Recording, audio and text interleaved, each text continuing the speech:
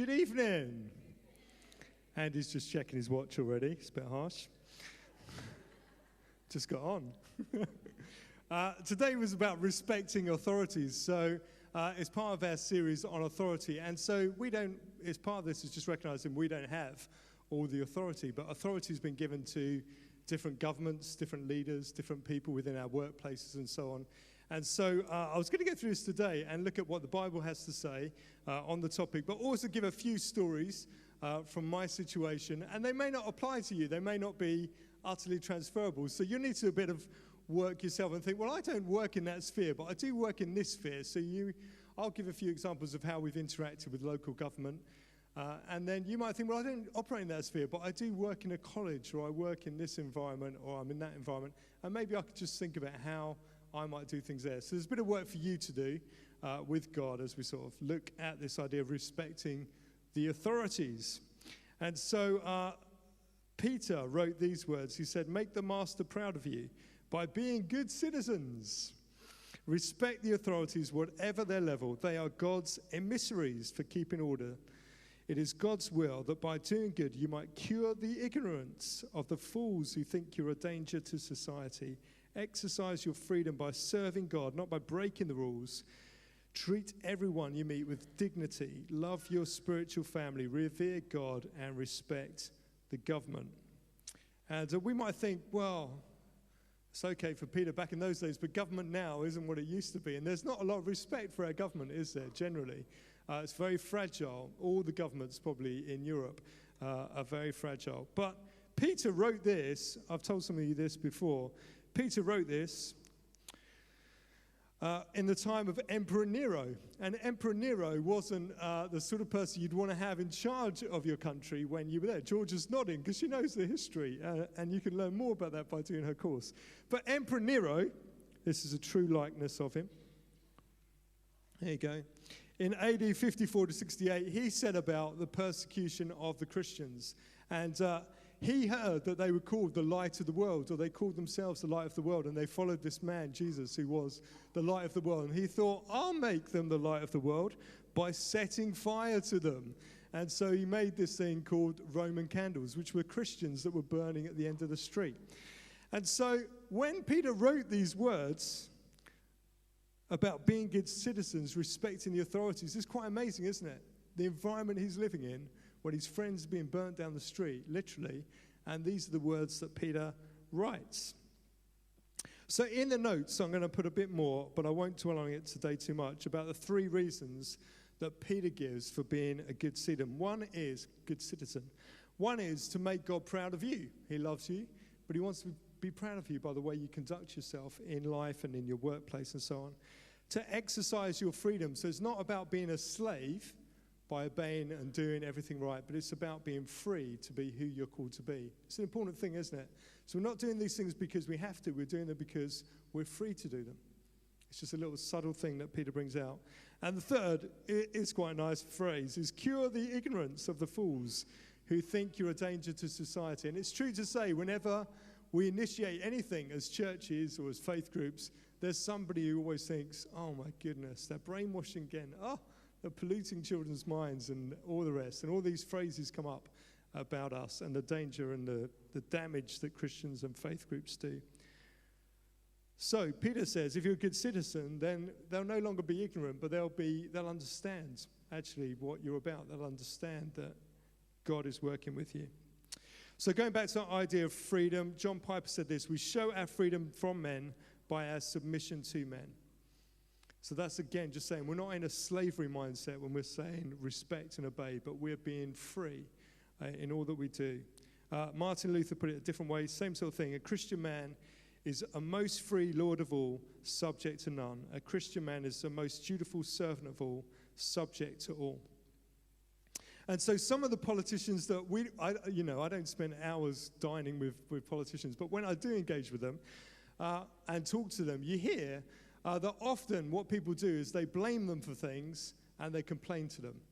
And I don't know if that's true in your workplaces about your leaders, but they're either blamed or they're complained about. Is that true? Just where I work. And so these two things, blaming and complaining, is what the politicians say they get a lot of. It's what leaders in all sorts of workplaces say they get. They get blamed for everything, complain. In fact, I sat with a politician on Friday, and I said, he's the face. Whenever anything goes wrong in Southampton, I was introducing him to someone else. I said, whenever anything goes wrong in Southampton, a school fails or there's a terrible case of something, this is the face you'll see in the paper. He's like, yeah, it's true, that's me. Because ultimately he's responsible. Ultimately he gets blamed in the paper for everything that happens. So this guy, Michael Perry, said this: to blame and to complain are the opposite attitudes and behaviors of people who are making a difference in the lives of each other and in the world.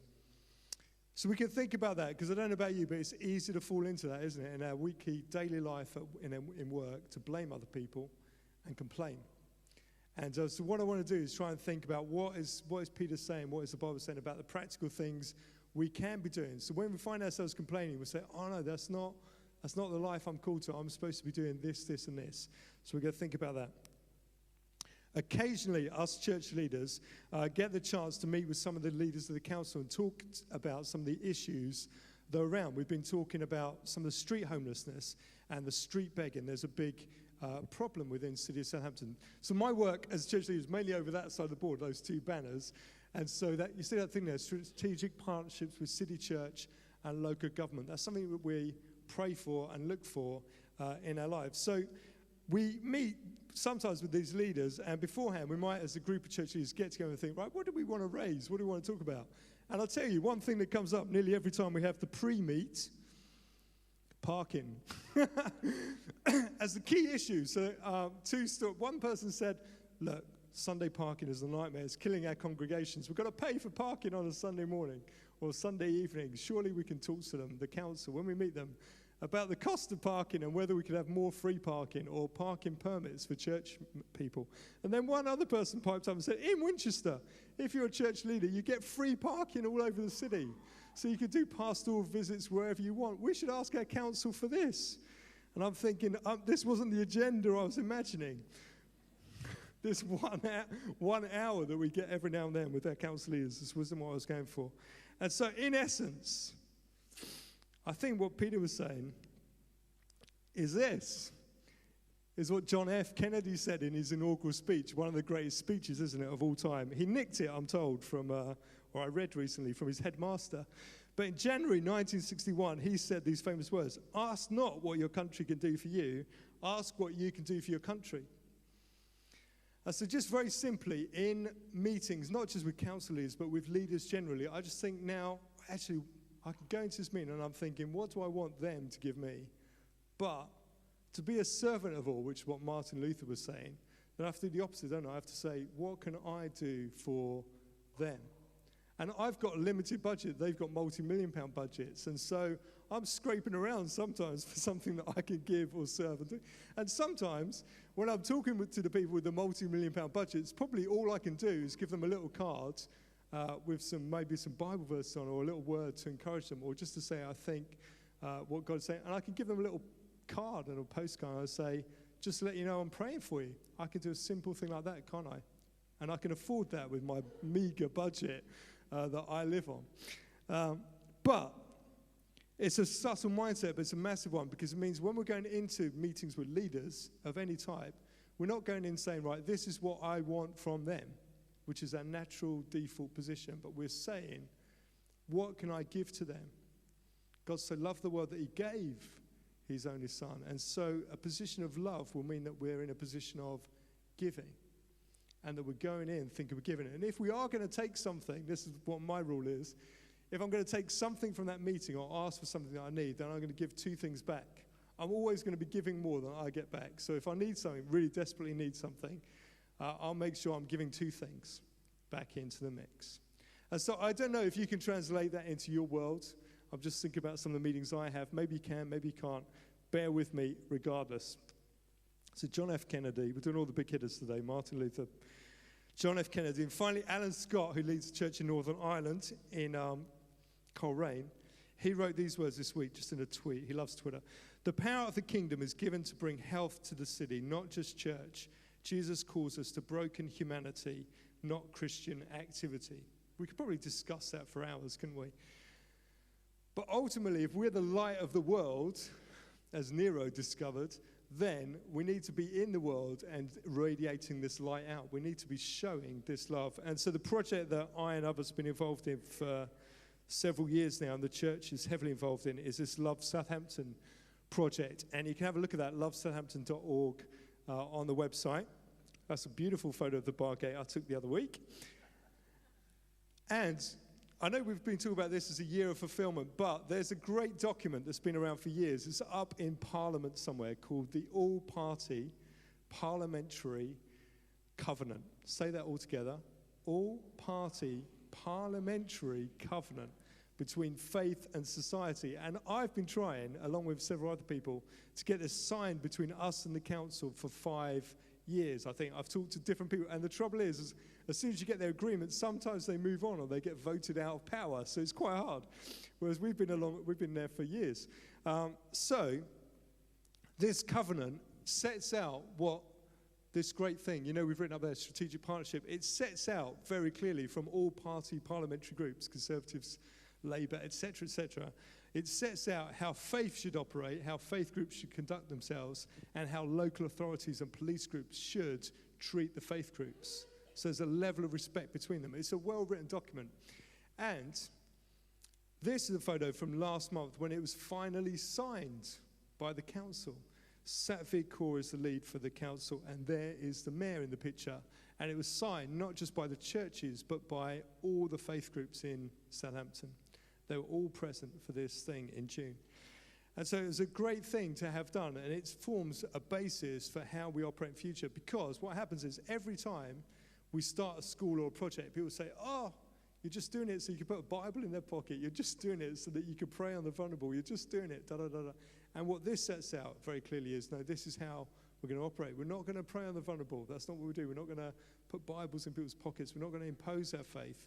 We'll share it openly, and we'll answer questions, but we're not putting a Bible into every school pupil's blazer when we give them a blazer from the school we've opened. And so it's an amazing thing that's happened there last month, and a real fulfillment. I know we've been talking about fulfillment this year, haven't we? And the next thing that happened this week, which was really exciting, was our project manager called Mike, who you can just about maybe see in that picture. There he is, one with the sniper shot on him. So Mike, this is in the council chamber. Have you ever been to the council chamber? So anyone could go there. They had their cabinet meeting, full council meeting there this week. And at that, Mike very passionately said, Southampton is, what have we got up there? City of safety have we got? Shelter, well done. And the word city of shelter, the word we've used is city of sanctuary, which is a national scheme, it's a global scheme. And Mike said, we need our city to be a city of sanctuary. And we're doing work in all the schools, we're doing work in the theatre, doing work at the university to welcome people who are facing hardship and plight from war, so refugees and asylum seekers coming here. And the schools are geared up, the theatres geared up, the universities geared up to be welcoming. But will you, the council, recognise that we are a city of sanctuary, just as we have been for centuries with the Huguenots 450 years ago, and with the Jewish children in the Second World War, and with the Guernica children 80 years ago. Today, Syrians and Iraqis and Afghanistans and Zimbabweans finding safety here in the city. Will you recognise that? And the rule was that only one person is allowed to answer from the council, the lead cabinet member, which was Satvir, who was in the other photo. So she spoke, and she said, yes, we do recognise you, and she did a lovely speech. And then a strange thing happened. The Conservatives on the other side, you know how it works, put up their hand, a guy called Jeremy, and he asked to speak. And normally you're not allowed to speak. But the Labour side said, yes, you can speak. And Jeremy from the Conservatives, you know the way it works, that if one party says yes, the other has to say no. It's the way our political system works. Anyway, Jeremy stood up, and he didn't say no. He said, we wholeheartedly, in fact, our whole party fully supports Southampton being recognised as a city of sanctuary. So it's a great thing that happened, and again, it's just like a foundational thing that happened there. And Mike, who we employ as a church, did the speech. Everyone asked him to do the speech out of that group involved. So Jeremiah wrote, and I've got a few more stories. We okay for time, Andy? Bit funny, huh? Jeremiah said, seek the welfare of the city where I have sent you into exile and pray to the Lord on its behalf. For in its welfare, you will have welfare. That as we find comfort in life, so too does our city. And so I think that's our prayer as a city, that we are people that pray for our city, that seek the welfare, that people who are marginalised, who are lost in it, find a place of safety and find a home and grow up here. Next picture I've got, I know I've done this a little bit before with you, but I want to tell you another little story of what I've been doing. There is a psalm that starts with the famous words, "The Lord is my shepherd." Now, I was thinking about this. There's many times when I've needed a taxi driver. There's many times when I've needed a financial advisor. Very few occasions when I thought to myself, what I need today, above all else, is a shepherd. It's not on my high list of people I call. When I look down my dialing list, I've got builders, I've got plumbers, I've got electricians. I have got financial advisors, tax advisors. I haven't got a shepherd in my phone list. So, the Lord is my shepherd. Well, that's not that helpful, you could say. And so when you read that psalm, if you know, well, Psalm 23, it's full of imagery. So it's like the Lord has laid out a banquet in the presence of my enemies. He'll lead me in green pastures beside still waters, the big oceans that are in Spain. And it's full of imagery, which when you read it, first of all, it's like when you read Chaucer at school. You think, this is nonsense. It makes no sense to my life. I don't need a shepherd. I need a plumber. So what I've done, though, strangely, is I've written this course, and it's summed up in this little booklet I've got here and opens up. And I've written a bereavement course, which lasts for 4 sessions, and I've run it for years in the school that I work, based on the Lord is my shepherd. And so I've written this course, and I've looked at what the green pastures are for the kids, where their safe places are, where their dark valleys are. That's another image in the psalm, where the places where they're scared to go, hate to go. And I've thought through that imagery of laying out a table in the presence of my enemies. I've thought about it for months and months.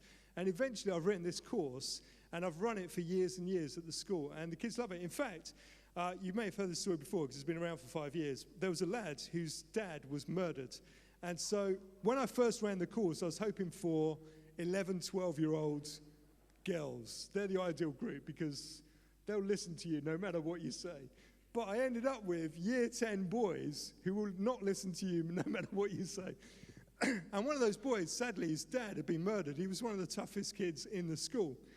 And when I got the list of names through and the situations of the kids, I thought this is going to be really hard because I'm going to talk to them about the Lord is my shepherd, and they don't need a shepherd.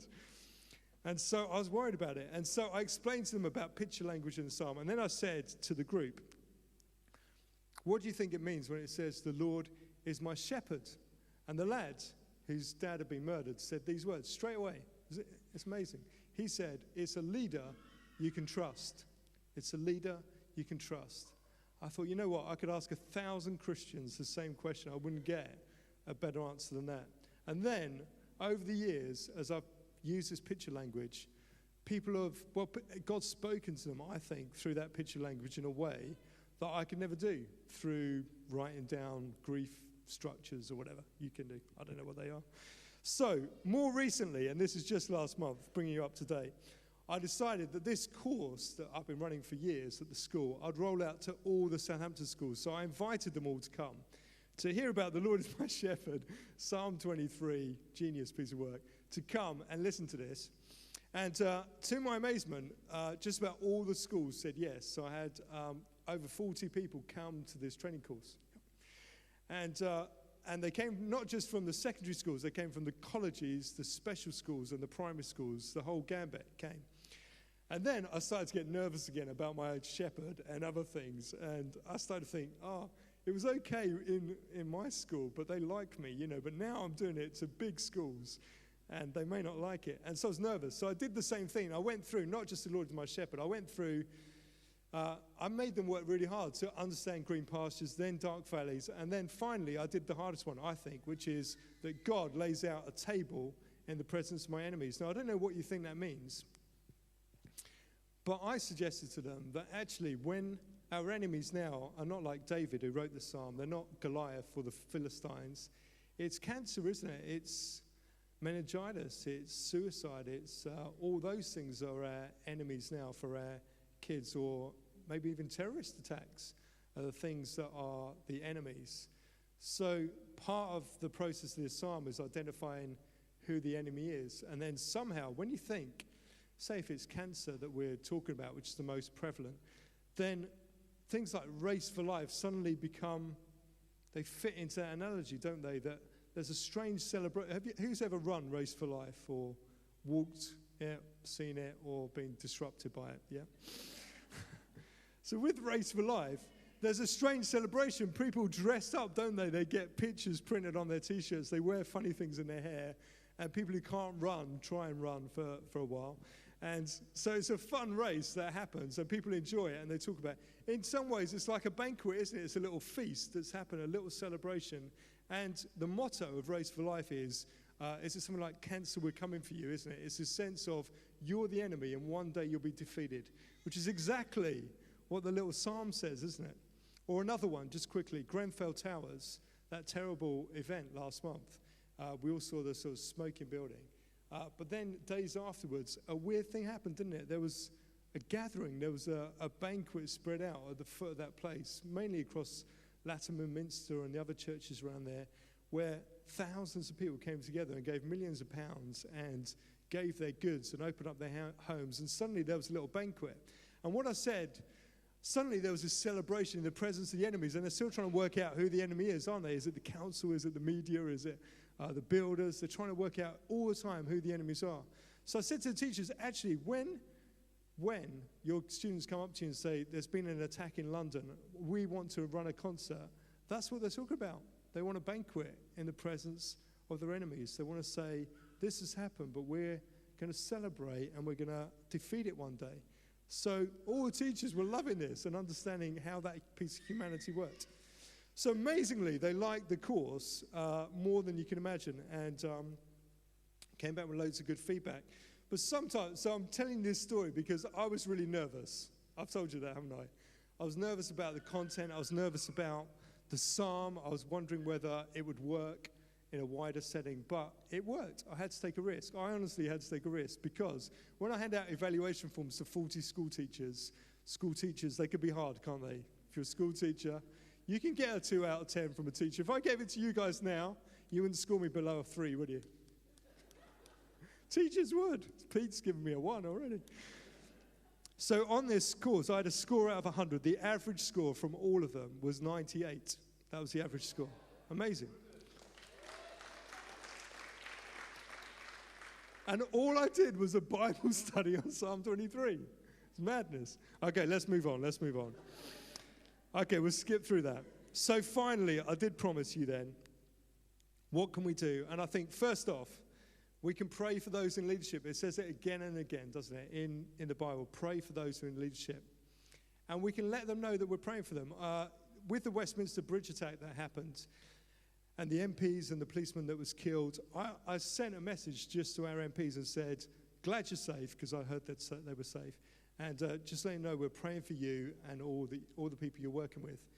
And I can tell you, those messages, they mean a lot, because what they're used to getting sent through to them are blaming and complaining. And what they got through instead was just a little word saying someone's praying for them when they feel worried about life.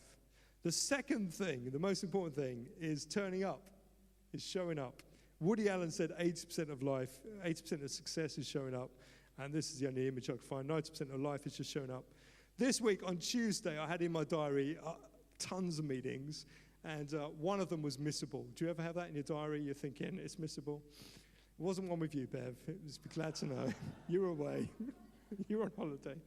So I had in my diary, it was a meeting where everything had been done and dusted. Everyone knew it was an unnecessary meeting. And the only people really that were going to show up were the people who were paid to be there. And I wasn't one of those who were paid to be there. I was one that was paying myself to be there. And I looked at it, and everything in my body was thinking, I could miss this meeting, and no one would mind, no one would even care. And I absolutely know from the agenda, I've got nothing to contribute to it. And I know I've got a ton of things I've got to get finished by the end of the week. And so I'm rested because I'm quite a faithful person generally, but in this one I'm thinking I could miss this one. It's screaming at me to miss it. But I decided to turn up. I decided to just show up and keep to my core values on this stuff. And so I showed up. It was just an hour meeting. It's not a big deal really. I'm making a fuss of it. And the only people there, because there were a lot of people invited, the only people there were the people that were paid to be there from the government and so on, and me. And so we went through the meeting. I had nothing to contribute, as I thought, maybe one little thing. And but it was interesting. At the end, and I'll tell you this, I'm not seeking for praise today. Don't get the wrong idea. But this is what happened. At the end, the chair said, Paul, you've been the most faithful person. You've turned up, even when really you don't need to turn up. And it's noticeable. And then 2 or 3 other people just commented that was the case. So I went away. I was quite pleased I turned up then because I'd had a bit of affirmation, which us boys need affirmation. So I was quite pleased. But I know other things. Sometimes we can't make every meeting, can we? There's priorities and there's things that we can't do. But just showing up means a lot, doesn't it? All those things we've talked about today, the City of Sanctuary thing, that's only happened because there's about 30 meetings before that have been life-screamingly boring. Some of you have been in some of those meetings. You know what I'm talking about. But you get to that point of making the big pitch by sweating out what that speech is going to look like, doesn't it? You spend a lot of time editing down the speech. You spend a lot of time meeting with the counselors, talking to them about what you're trying to do. You sweat out a lot of boring meetings to get the big win. And so in your life, in your situation, it may not be a meeting that's boring like mine, but it may be some things you think, I could turn up, I could not turn up. Church is like that, isn't it? Every week we probably all think, I could go tonight, or I could stay at home. And we have a choice every week, don't we, as to what we do. But actually, if we turn up every week, it makes such a difference, don't we, to how we feel part of a community here, how we feel part of a family. It doesn't happen if you turn up once every 5 or 6 weeks, does it?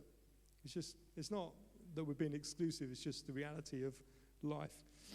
Last thing, let's put more slides, is that Jesus said, didn't he, you are the light of the world. I know it said it already, but the final thing is that knowing that by turning up, we are the light of the world, that we've turned up and we are light.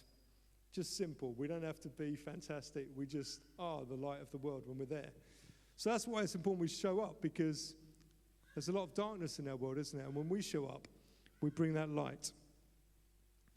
I think the Grenfell Tower thing was terrible, but the church showed up, didn't it? If you read the news, a lot of people say, there were articles saying the church got it right where the council got it wrong, because the church opened its doors 24/7. Every church in that area, not just one. And they created prayer walls, and they invited people to pray for their community, and they gathered people that were there. They were the light of the world in one of our worst disasters that we've had in the country. And yet, they stood, didn't they? They kept going. They're probably shattered, and so we should pray for them. And so that was the final thing to say, was that in being a good citizen, in responding to the authorities, it's knowing that you are the light of the world. A city set on a hill cannot be hidden. So let it be for us. Amen.